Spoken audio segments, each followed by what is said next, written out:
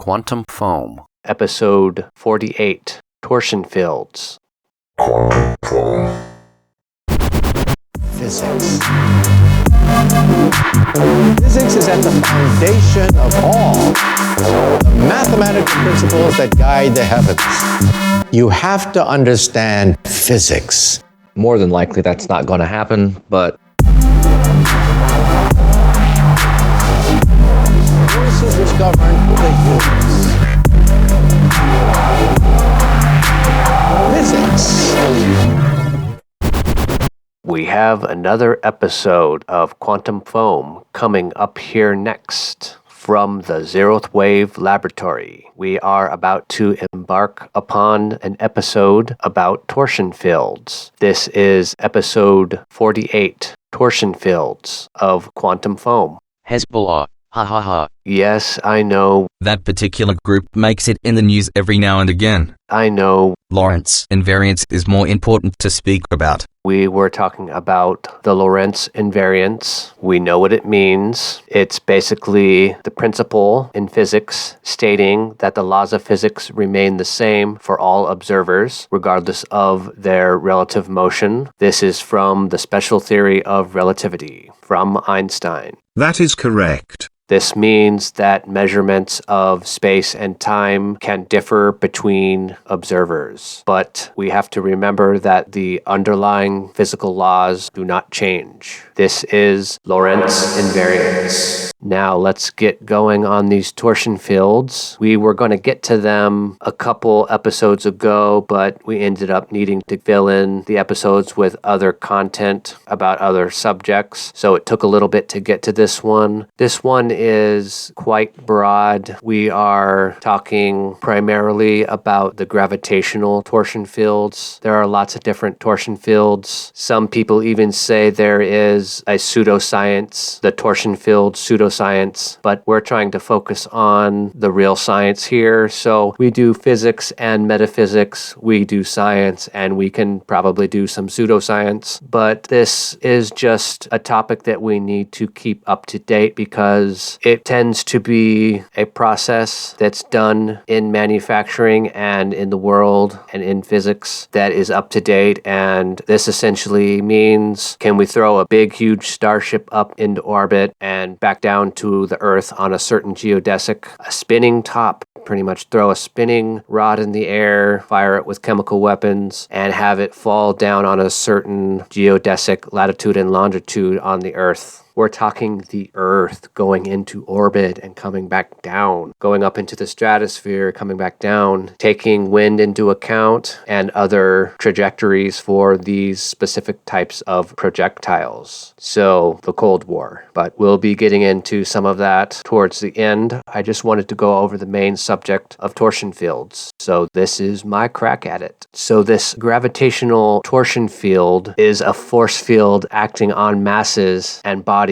in translational or rotational motion. This is my crack at it, which is the second component of gravitational fields in the Lorentz Invariant theory of gravitation. So this is my crack at it. And also in the covariant theory of gravitation. By its action, the torsion field is similar to magnetic fields in electromagnetism. To look into this, you can look into Maxwell-Like Gravitational Equations. The term torsion field, in the meaning we're talking about here, was introduced by Sergei Fedoshin in 1999. He is a physicist in radiophysics from Perm State University. The torsion field dimension in the system of physical units, SI, is the same as for frequency. That is, S to -1. This just makes sense for notation purposes. Torsion fields play an important role in gravitational models of strong interactions, allowing, among other things, to estimate the radius of the proton. With the help of the torsion field, equations of gravitational field are written in the same form as Maxwell's equations. Might as well stick with the known notation. The torsion field, omega, in Lorentz Invariant theory of gravitation and in covariant theory of gravitation, up to a constant factor corresponds corresponds to the strength of so-called gravitomagnetic fields. H sub g in gravitoelectromagnetism. The equations of gravitoelectromagnetism follow from the general relativity theory in the weak field limit.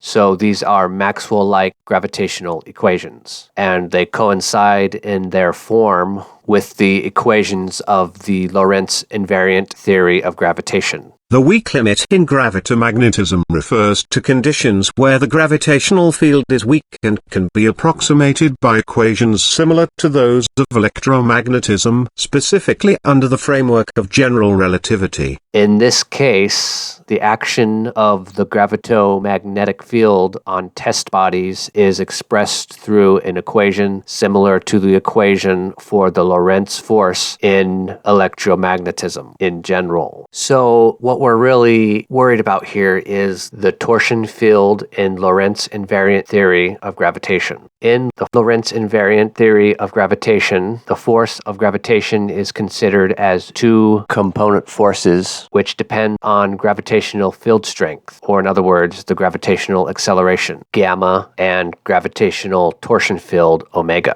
The cause of the emergence of the torsion field in Lorentz invariant theory of gravitation is the necessity to comply with the principle of Lorentz covariance for gravitational field potentials in inertial reference frames. The torsion field contributes to gravitational tensor, gravitational stress energy tensor, the energy density of gravitational field. C is the speed of light, big G is the gravitational constant, as well as to the vector of energy flux density of gravitational field, or the Heaviside vector, and to the Lagrangian for a particle in the gravitational field. Lagrangian mechanics is used to analyze the motion of a system of discrete particles, each with a finite number of degrees of freedom. This stuff is pretty complicated and it is riddled with formulas with lots of Greek in it. I'm just trying to get the concept here. You probably won't need most of this Greek unless you're doing metric tensors or dealing with gravitational torsion fields in a relativistic manner. So this is good practice probably for grad students, possibly undergraduate if you're really good. But you got to be able to work with these formulas, and there is a axiom list involving Greek letters and what they describe and what they do. We don't really want to get into detail. I'm not just going to pipe off all these equations because we're not getting into a lot of this. I'm just basically telling you what a torsion field is and what it includes. So a gravitational vector potential. Torsion field and gravitational field strength are closely related to the potentials of the field, and they're expressed by two formulas. Omega equals gamma equals. There is a scalar potential and there is a vector potential of the gravitational field involved in these one-line equations. The significance of potentials is in the fact that if a test particle of unit mass is placed in an external gravitational field, then it will set the additional energy of such particle due to action of the field. And D,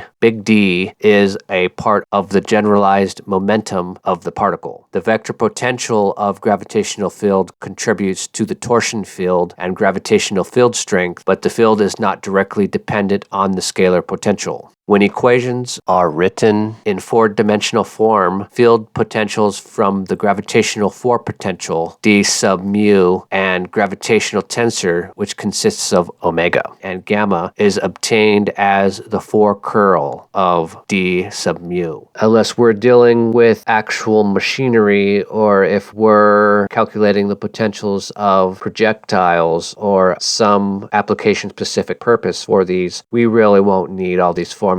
It's a spinning top that has a certain mass made of metal, and that idea extrapolated to a top on your table or a rocket or an intercontinental ballistic missile going up from the surface of the Earth to some place in the atmosphere or orbit and back down again can be described when dealing with these equations. We can read some correspondence that deal with torsion fields. I suppose since we're doing an entire episode on this subject, we can get a little bit further into the dirty physics. In contrast to Newtonian mechanics, we have this torsion field, the dirty physics, which is a gravitomagnetic field in the General Theory of Relativity, the dirty physics. In the GTR, the motion of test particle and the rate of clock in gravitational field depends on whether the body, the source of the field, rotates or not. The influence of rotation affects even in the case when distribution of masses in the source in its reference frame does not change with time. For example, when there is a cylindrical symmetry with respect to the axis of rotation, gravitomagnetic effects in weak fields are extremely small. In a weak gravitational field and at low velocities of particles, we can consider separately gravitomagnetic and gravitational forces acting on the test particles. And the strength of gravitomagnetic field and the gravitomagnetic force are described by the equations in the corresponding equations of electromagnetism, the normal type of correspondence on electromagnetism. Let us consider the motion of a test particle in the vicinity of a rotating spherically symmetric body with the mass m and the angular momentum L. If the particle with the mass m is moving at velocity v is less than the speed of light c, then the particle would be influenced, in addition to the gravitational force, by the gravitomagnetic force, directed, like the Lorentz force, perpendicular to both the velocity and the strength of the gravitomagnetic field, H sub g. We have more formulas for the force, F and H sub g. We don't need to read them off here. It's essentially Greek. The last formula coincides accurate to a factor of 2 in the denominator with the similar formula with the magnetic dipole moment equal to L. The magnetic dipole moment is a vector quantity that represents the strength and orientation of a magnet or current loop in a magnetic field. In the general theory of relativity, gravitation is not an independent physical force. Gravitation in the general theory of relativity is rather reduced to the curvature of space-time and is treated as a geometric effect and is equated to the metric field. This is literally the general theory of relativity at work. The same geometric meaning is obtained by the gravitomagnetic field H sub g. Note that in teleparallel gravity, instead of the curvature of space-time, the main role is played by the torsion field. Teleparallel gravity. That is something to look up. I think more research needs to be done in that. Teleparallel gravity. Teleparallel gravity is a theory of gravitation that uses a framework based on parallel vector fields, distinguishing it from general relativity. Telepath, which relies on curvature. This teleparallel gravity attributes gravitational effects to torsion rather than curvature, allowing for a different approach to understanding gravitational interactions. So, looking back at the Lorentz Invariance theory of gravitation, it is assumed that the force of torsion field arises already in Minkowski space as a magnetic force. In the general theory of relativity, the equivalent gravitomagnetic force is considered in Riemannian space, where gravitation has tensor, not vector, character. It has tensor character, not vector character. Therefore, the spin of gravitons in the general theory of relativity is assumed twice greater than the vector theory of the Lorentzian invariance theory. Hence, in a number of works on gravito-electromagnetism in general relativity, in the expressions for the force and the gravitomagnetic field, additional numerical factors appear in comparison with the expressions for the force and torsion field in the Lorentzian invariant theory. For rectilinear motion bodies, the formulas for torsion field in the Lorentzian theory and the general relativity theory coincide. They're related and are essentially the same but can still be distinguished.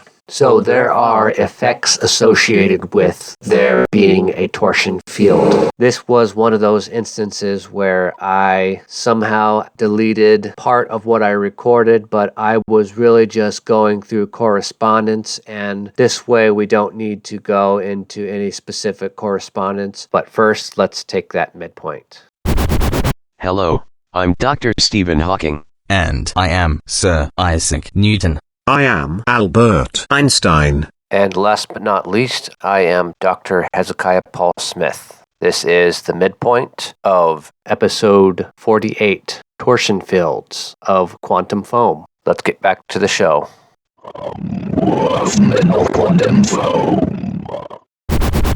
And we're back. I looked at a paper from the Oriental Journal of Physical Sciences, Yifeng Cheng from the Department of Physics, School of Physics and Astronomy, Yunnan University, Kunming, China. There's an abstract and an introduction and then the entire work.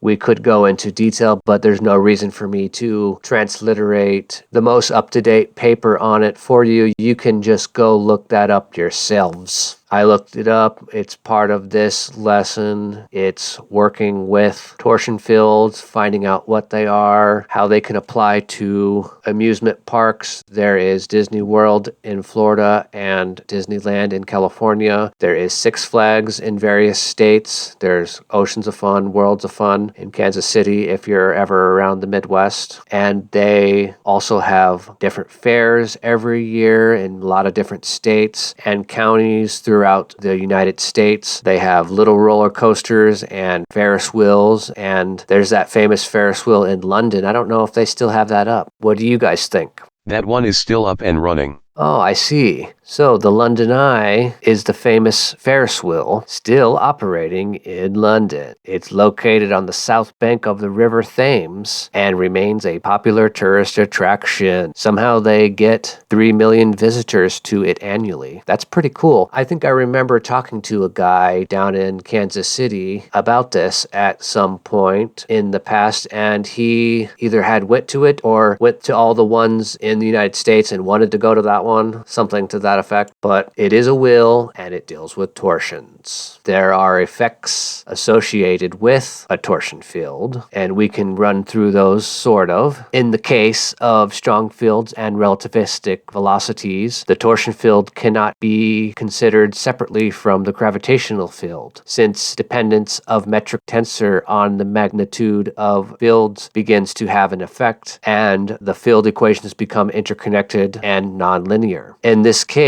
the Lorentzian theory turns into the covariant theory of gravitation, CTG. In weak fields as separate effects of the torsion field, the following effects are considered. Dragging of inertial reference frames. This is precession of the spins and orbital moments of test particles near the rotating mass body. In the SI system of physical units, the angular velocity precession is equal to W equals omega over 2 negative omega over 2 and is directed against the direction of torsion field omega. The orbital lens effect, which leads to precession, that is to the rotation of the normal of the elliptical orbit of the particle relative to the vector of gravitational torsion field of the rotating body. This effect is vectorially added to the standard general relativistic precession of the pericenter. An example of this would be 43 inches per century for Mercury, which does not depend on the rotation of the central body. The orbital lens precession was first measured for the satellites Lagos and Lagos 2. The spin lens effect is expressed in the precession of gyroscope, located near the rotating body. If we consider the gyroscope as a spinning top, then the axis of this top will periodically change its direction in space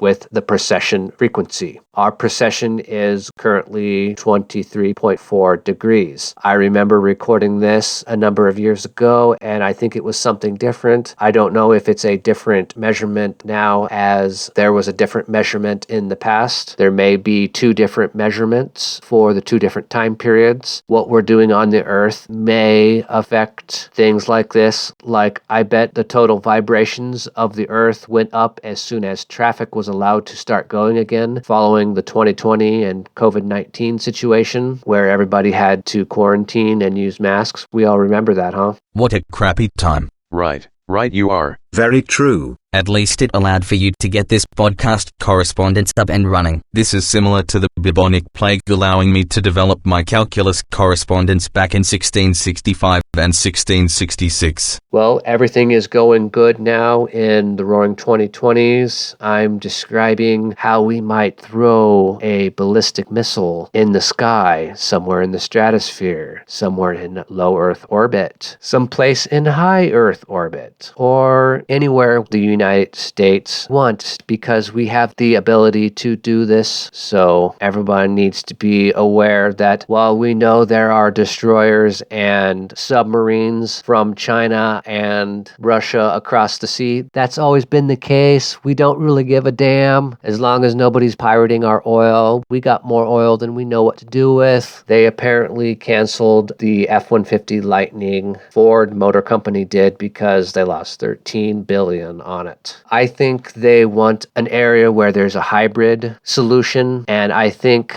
there's certain specifics with that make it more profitable because people want EVs that cost less. They want a better infrastructure using charging situations. Some people don't have the charge at home capability because you're in a big city and you have an apartment. You need a house with a 240 or 208 line going directly into your car if you want it to be charged before you wake up in the morning. So at least 1 8-hour night or less to charge the battery, and we need these things to go 500 plus miles. Now they were getting up there 400 and something most recently with other companies, but that is a side note, as the rumbling of the Earth is something related to the torsion of all of the objects on the Earth. I wonder if all those trucks moving really affects the spinning of the Earth on its axis. Vibrations in seismographs worldwide probably started to move a noticeable amount on the reading paper, and I don't have correspondence to look that up, but we're talking the most minuscule effect on the precision of the Earth. I do remember a different amount, and it is either just a different measurement, and both measurements are both just approximate, and there's just an updated measurement. That's why it's like give or take, even for the rotation of the Earth, even for something like all the cars stopping on the Earth and then all the cars starting on the Earth, the trucks, all the rumbling of the trucks going by, taking our food and our stuff from Amazon and everywhere else to and from where we're going on the map. Maybe even those spinner top things that were...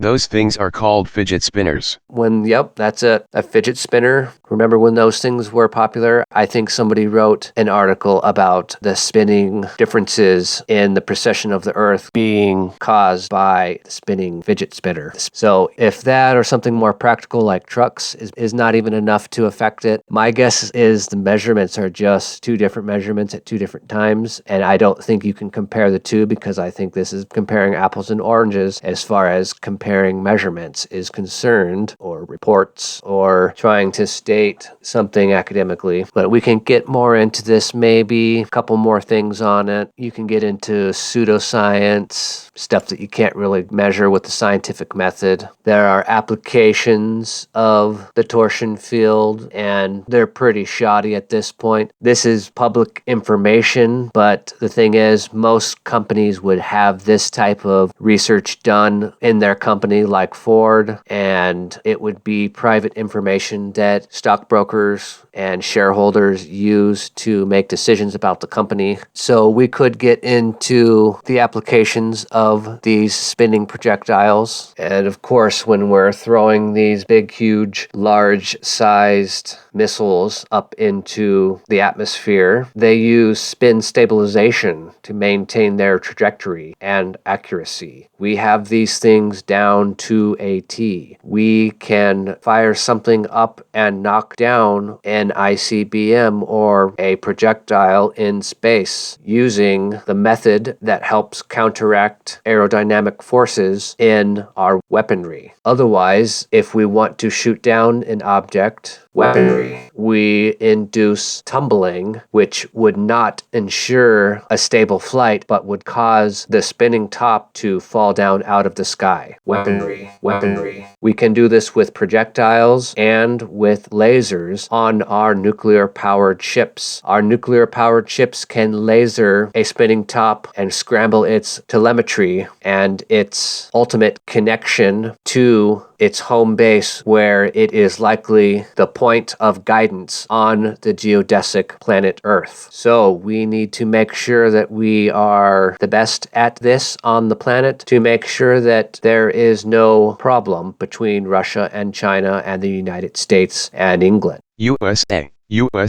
So as long as it stays that way for another century or 2 or 3, we don't need to get involved in local area stuff. We need to make sure that our general shipments of stuff are stable, and it's very important to have the capability of running these spinning tops, which ultimately is a torsion field. A torsion field guides this type of technology. We are also interested in a frequency that can be built using semiconductor technology, which manipulates antimatter and potentially other particles right on the system on a chip circuitry. We have every ability to work with everything on this side of the electron, so to speak. We can build semiconductor wafer boards that supply stable systems which can be relied upon from decade to decade and require minimum maintenance. But these projectiles now are operated by people sitting on computer screens which have access to stuff in the military arsenal, just like Starlink and its neural capabilities. So the main thing is this may or may not be public knowledge, but I think it is important for the rest of the world to know that we are still in charge of all the spinning projectiles which go up in the sky. There's Starlink.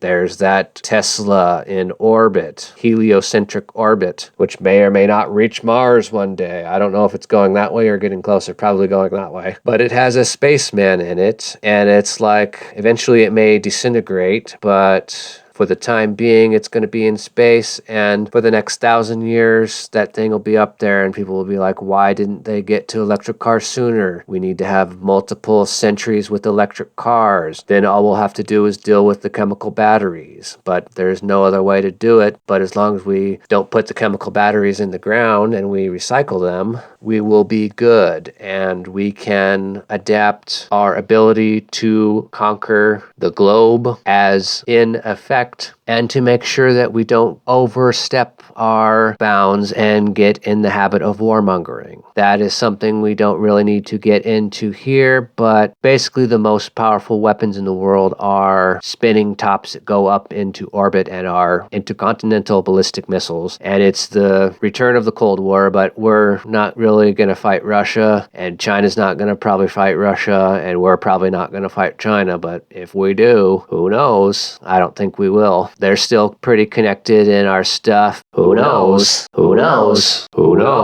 But we want American stuff to proliferate in and of ourselves, and that is just where I am located out here in the Midwest. But for now, I think that is enough for the torsion field. We got into different applications. Tell them about manufacturing. There are lots of companies around that use this technology in their manufacturing. There you go. Different types of manufacturing use robotics and other things that use programming code, and how that is related to us actually controlling rotating objects that are in orbit around our Earth, and how we have orbiters around other planets and the moon and other things such as that. They figured we could just walk to that place. Here's a thought. What if humans originated from the moon? We came from the moon millions of years ago. I've never heard that one before.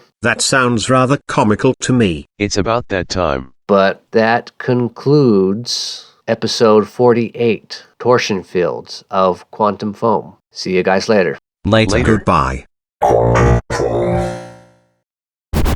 The zeroth wave disclaimer. The views and opinions expressed in this podcast are those of the author or authors and do not necessarily reflect the particular views, thoughts, or opinions of Zeroth Wave Productions, any of its sister companies, its parent company, Zeroth Enterprises, or any other entity which had existed, will exist, or which, quote-unquote, presently must exist outside the realm of our current space-time. Quantum Foam is produced by Zeroth Wave Productions.